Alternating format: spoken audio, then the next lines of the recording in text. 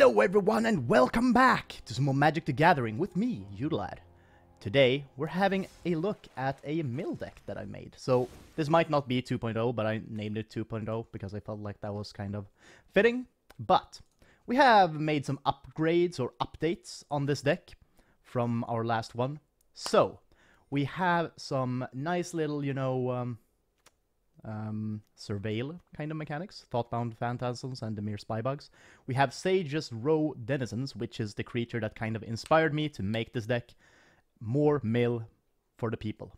Sage's Row Denizen. Whenever another blue creature enters the battlefield under your control, target player puts top 2 cards of their library onto the graveyard, rather. Not battlefield, that would be OP. Very cool card. I really like it. And that's hence why we basically only have blue creatures. Like, all our creatures are either blue-black or blue. So that is the reason. And we have Sinister Sabotages, for counters and surveil, just stacking these up as defenders. We have Ashiok, we have Thief of Sanity, just for fun. Thief of Sanity is always great. Tomebound Lich, which is also a new card. A 3-mana, 1/3 with Death Touch and Lifelink. Whenever Tomebound Lich enters the battlefield or deals combat damage to a player, draw a card, then discard a card. So this is kind of a card draw mechanic for us. This is also a way for us to self-mill in case we are facing a deck that we really can't mill. So we also have Jace, Wielder of Mysteries, so that we can win through self-mill. We also have Price of Fame. Like, I've never really had a look at this card, but Price of Fame is surprisingly good. It's one more expensive than Murder, but I think Murder costs 2 black, if I'm not misremembering. Let's actually have a look. Yeah, it's 2 black. So this is actually like a bit smoother to get out. It's 4 mana, but if you cast it on a legendary creature, it only costs 2 mana. Plus it surveils 2 as well. So I feel like this is kind of a really good exchange instead of Murder.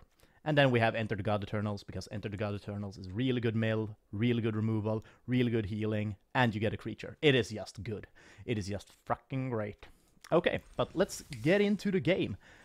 Oh wait, there's one thing that I kind of have to have a look at. Land. Because I realized this when I was playing last time, that, oh crap, there's a shit ton of different lands now, aren't there? Crap. I'm not sure if we have any of the Scry lands, so let's actually just do this. And do we actually have any Scry land for blue-black? I don't think we do. I don't think I have that. Yeah, they only have gain life instead.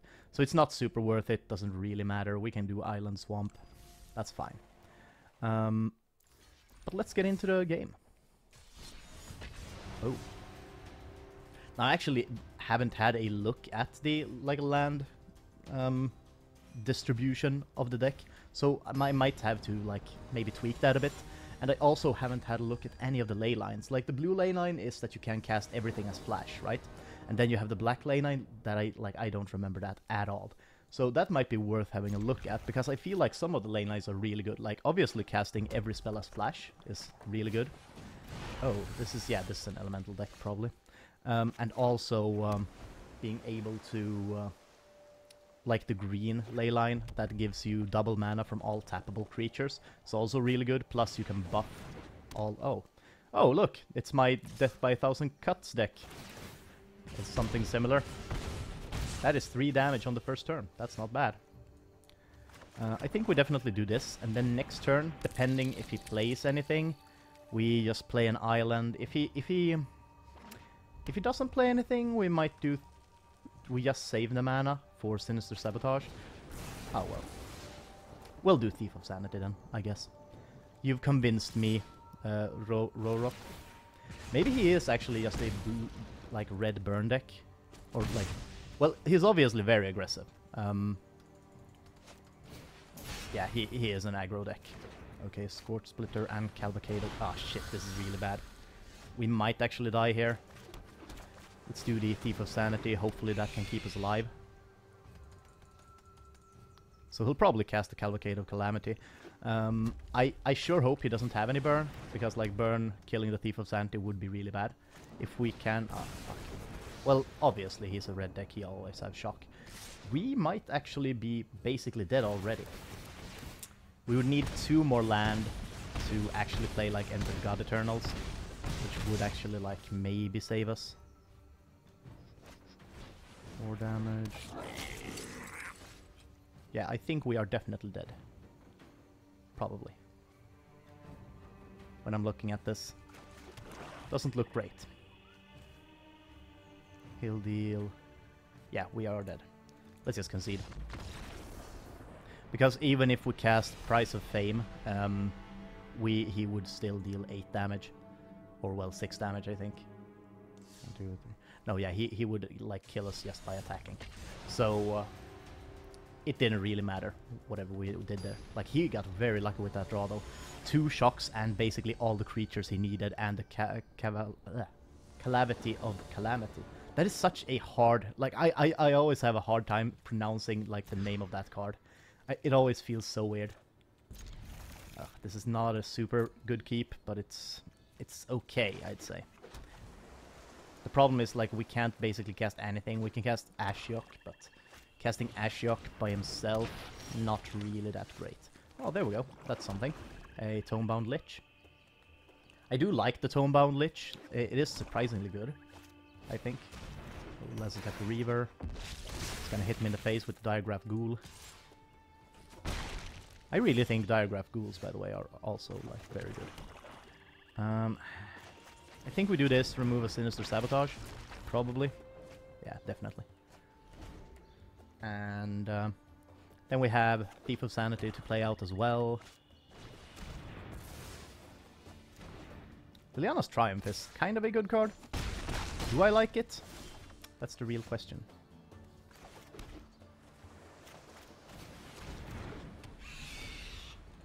Thief of Sanity. Oh god. I should probably have Ravenous Chupacabras in this deck. We're facing a mono black deck and we're getting, like, so much removal. This is really bad for us. What do we do here? Not really that much we can do. I guess we just wait. Use Sinister Sabotage. Otherwise we'll cast Price of Fame at the end of his turn. Do I counter that? Not really.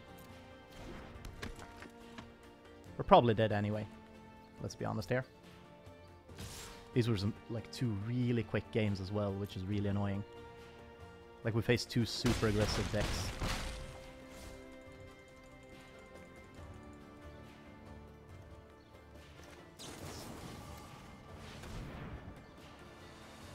Might as well cast Price of Fame so that we can surveil and plan a bit more what actually happens. Still get to surveil, so... What? It cancels the surveil? Oh, that is some bullshit. Ah, fuck. Well, I'm dead then. Fuck me. I did not think it would cancel the surveil as well, like... That is some bullshit. Because it's still... Well, I guess it doesn't have a target, so it doesn't resolve anymore. Still weird, though.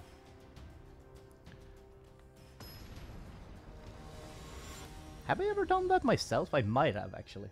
Now that I think about it. I might have done the exact same thing myself. It is very possible. Okay. One more game. Let's see if we can get a matchup that actually works for our deck. The thing is, like, those matchups are kind of okay, but we didn't really pull any of our early game cards either. We didn't pull any Dimir Spybugs. We didn't pull any of the, like, the Sage Rose Denizens. We pulled 1 Tomebound Lich, but no Thoughtbound... What's they called? The other Surveil guy for 1 blue. I don't remember their name. They're called something like Thoughtbound something. None of those guys anyway, so didn't really get any good defense against what we were facing. Spear Skewer. So this is kind of a aggressive... He probably is red-black, I am assuming. He has some sort of...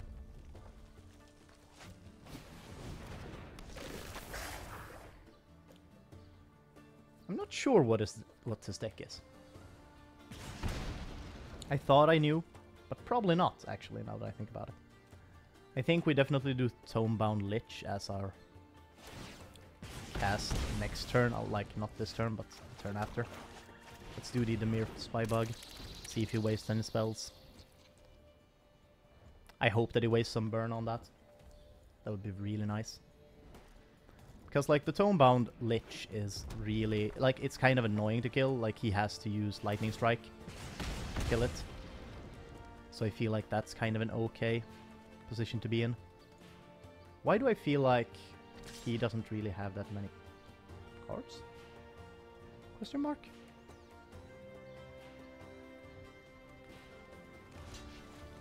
Okay, we're going to block that. And now... Oh, well. Interesting. I feel like that's an okay trade. For us, like, we just want to try and keep as little damage on our faces as possible. We just want to keep ourselves safe. That is basically our only goal during this game. The thing is, like, do I want to go greedy? Do Sage's Road Denizen? Or... Oh, Skewer the Critics. That's actually good that he cast that at this point. Because now we can get the Tomebound Elemental out. Boom. Or Tomebound Lich. I don't know why I want to call it the Tomebound Elemental, but it feels like it's kind of... Like, I feel like the Elemental theme is so strong in, like, the core 2020 set that I feel like this is a Tomebound Elemental, okay? It's not a Tomebound Lich, it's an Elemental. But it isn't Lich, it is a Zombie Wizard. Risk factor. I think I take the damage, actually. Yeah.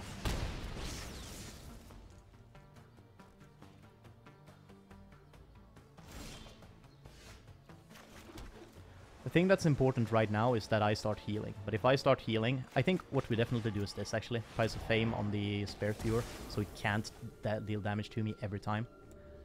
I think we want the Thief of Sanity on top. Probably, actually, yeah.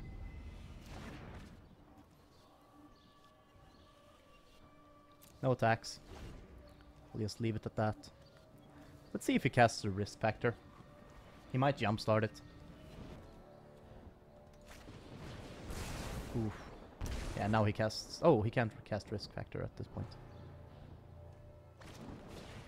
Oh my god. Really? Fucking hell. Why is it only mono red and fucking mono decks? God freaking damn it. I really want to add the Corellian Drake just because of these decks. That is literally the only reason why I want to have the Corellian Drake in my deck.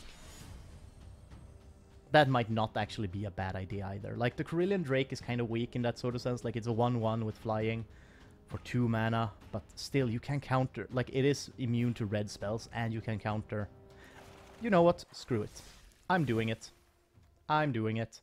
Let's remove the Sinister Sabotage. I don't like them anyway. We can remove the Dimir Spybugs as well. Let's add the...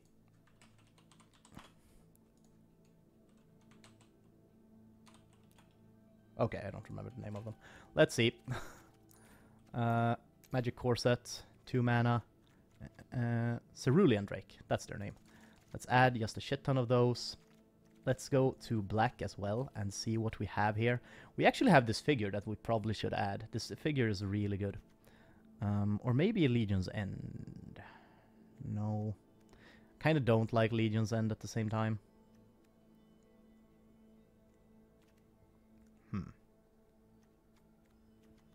What do I want, kind of? Kind of want some way to heal, maybe? You know what, I think this figure...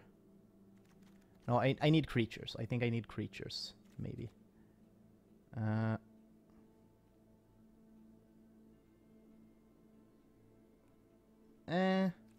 really a fan. I think we'll definitely do something blue. Dabudi-dabudai. Let's do 2 unsummons, actually. Unsummon is really good, so... We should also try and fix the mana curve while we're at it, because, like, otherwise we're basically screwing ourselves over. Let's actually maybe do like that. Something like that. I feel like that's okay. Let's go.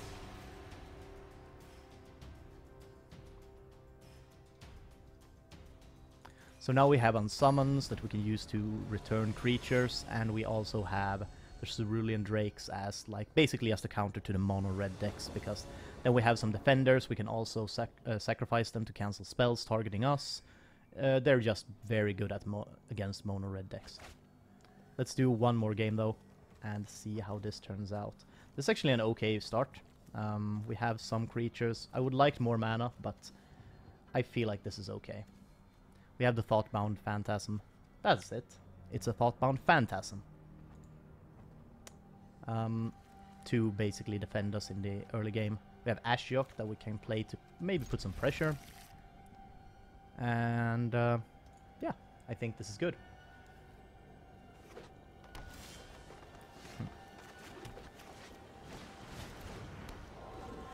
Now, the thing is, like, the Thoughtbound Phantasm has lost a bit of its strength, obviously, because we don't have as much Surveil anymore. But we still have some, and I still think they're kind of valuable as, like, a 2-2 defender for 1. So I feel like it's okay to still have them. We might have to exchange them, actually, for something a bit more defensive, maybe, early game. Like something 1-3 or something like that. That might even be better. But we'll see. We'll see how they do.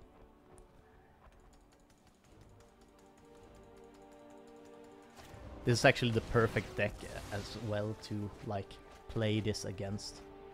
This is actually, like, perfect. He can't play anything this turn either, and we can play Ashiok, so we're definitely doing that and milling him. I leave you. Oh my god, this like, he has to be so mad. This is, like, the worst thing that this, like, his deck can face. A Golgari graveyard play deck, and I'm playing a freaking... I'm playing with Ashiok. It's like the worst thing that could possibly happen to him. Let's mill him.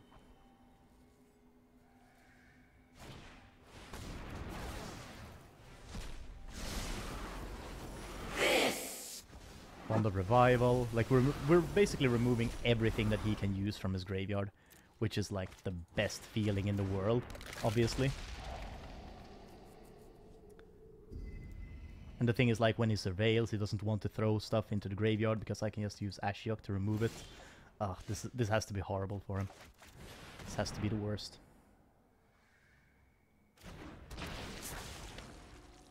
Come on, Tomebound Lich. Ooh, that is a good one. We just need one more blue mana. I definitely think we throw away the Thoughtbound Phantasm. And next turn, we need some land, basically, to get Enter the God Eternals. I think we should, like, maybe chill a bit with Ashiok, because right now we're basically kind of wasting his ability. And we need to save it for when we cast Enter the God Eternals. What the crap? How do you have so many Obnixious Cruelty? And why do you have them? They're not that... Oh, well, they kind of get, like, -5/-5 for 3 mana. Feels okay. Not the, like, best, but I feel like it's okay. It's a-okay. We can throw the Tomebound Lich and maybe unsummon. Yeah, I think this is the way to go. And I think we'll leave it at that. We don't use Ashiok this turn because he has nothing in his graveyard anyway right now. The thing is, like, him milling himself is also very bad because spells and abilities, your opponent, yeah, like, they can't search the library to begin with. And oh my god. Well, I mean, it's too much. We have to do it. Boom, boom. Let's mill the shit out of him. Boom. And then we use Ashiok to cleanse that pile. Oh! Oh my god. I feel so bad for this guy. My dreams dissipate like this feels so good after feeling, like, after facing so many, like, mono red. We basically faced 3 mono decks before this, and it feels so good to not be fighting against a mono deck anymore. It is so good. And I'm so happy.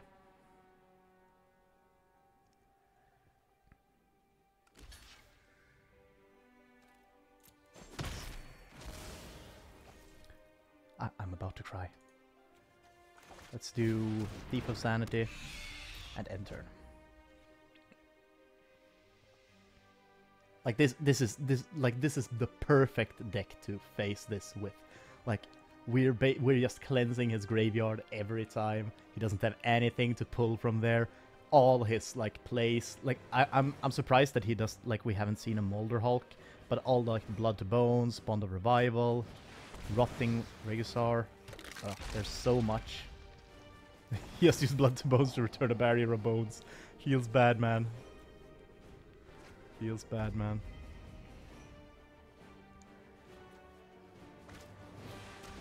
Like, he is really looking for stuff.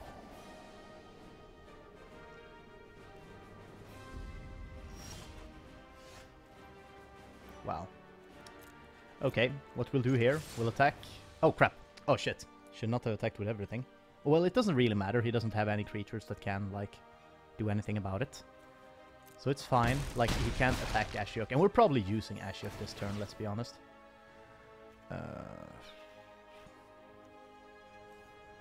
Ghalta? Do you want Ghalta? That would actually be hilarious. Fuck it, let's take Ghalta. Why not? And discard a card. I think we discard one Enter the God Eternals. We play a land, and we cast Enter the God Eternals. Boom, boom. Mill him a bit more. And then we use Ashiok on him. So he has four cards to pull from. We also removed one of his blast zones. Oh my god. Like, basically his entire deck is in this pile. Which is a good feeling. Oh my god. This is so good. This is so good.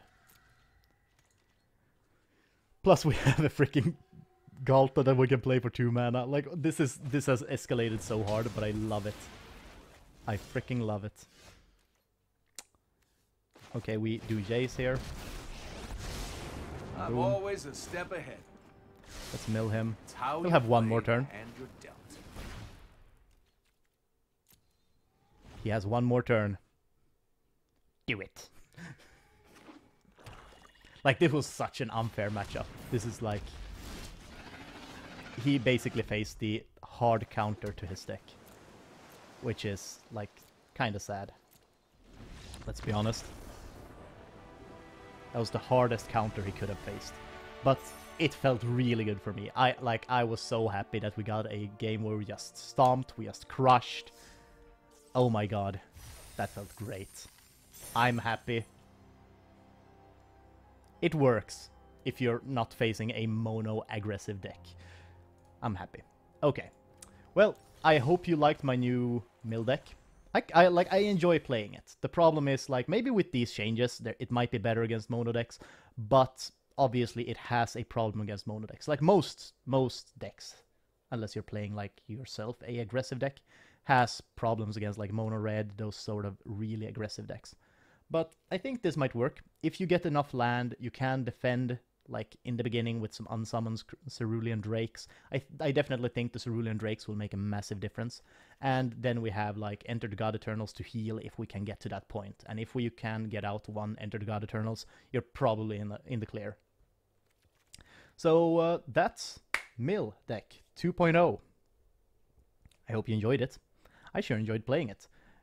Comment down below what you thought of the deck, what you would change, what you would add. I haven't looked through all, like, the new cards from Core 2020 that is, like, connected to Mill, so there might be some interesting things you can do still. But yeah, that is my deck. Like it if you like, and also subscribe if you want more. And I will see you guys next time. Goodbye.